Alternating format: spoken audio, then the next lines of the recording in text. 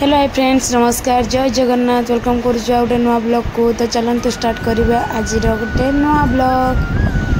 तो आपण मैंने भावुवे रास्ता वीडियो कर तो रास्ता ये करुचे मैंने वीडियो करी भावुली भाविली जदि गोटे भल जगह जाऊे ताल वीडियो करदे से आम रास्ता स्टार्ट करूँ।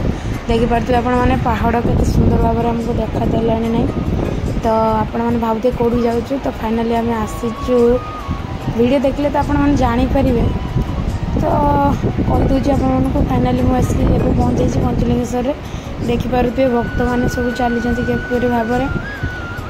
तो आम गाड़ी पूरा आसिकी गेट पाखे पहुँचीगला। तो ये आम जा भर को तो चलतु मेन गेट देखिपे आप टिकट भी कटा सरीगला। तो चलतु तो भर को जा चढ़ा एवं आम चलीचु गेलू देख तार कौन गोटे पुरेदेला पकेट चलती तार काउंडी भाई मैंने भी बहुत अच्छा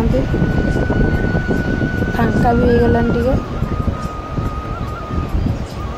तो देखिपे आपण मैंने बहुत सारा भिड़ थी सकाଳେ से सकाଳେ लेट करके आसला पर भी तथापि भिड़ अच्छे आप देखिपे लाइन रू केते लाइन लगी देखिपे आप मुझे लाइन छिड़ा ठाकुर दर्शन करने देखा कौन हो तीन थर आसी केवे भी मु प्रभु को दर्शन कर खाली बुलिकी जाइए।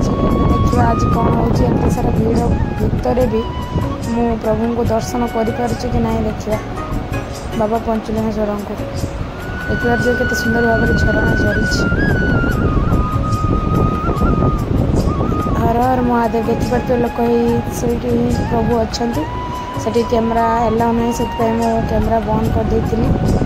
तो ये आसिक दीप धूप लगेदेली टे पूजा करवा देखिए कौन हो सका खाइनु 3टा बाजीगला माने आम 12:30 गोटे लाइन छिड़ाईचु बाहर बेलू 3टा होगा। देखिपे आपने आखि कान पूरा टाणी किसी भी खाई नी पूजा करने। तो फाइनाली आम गेट पाखे पहुँची गलु बाबू आमर बस पिला धरिकी। तो चलतु फाइनाली घर को जीवा।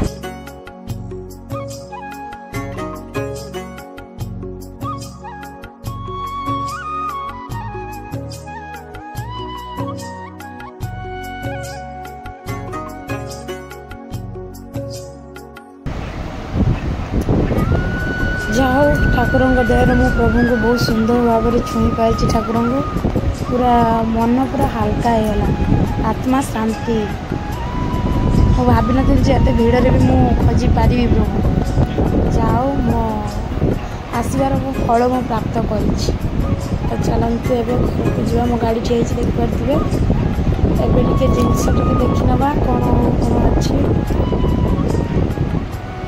केते सुंदर भाव में देखो जिनस गुड़ा सब अच्छे आउ देखिए मेन जिनस के सुंदर सुंदर बाबा शिवशंकर सब मूर्ति अच्छे। एवं आम माँ पुटी बस काकुड़ी खायापी देखु काकुड़ी वाला को ऑर्डर दे दिखाई काकुड़ी से बनई देवे। जदि आपण मानक वीडियो भल लगे तो लाइक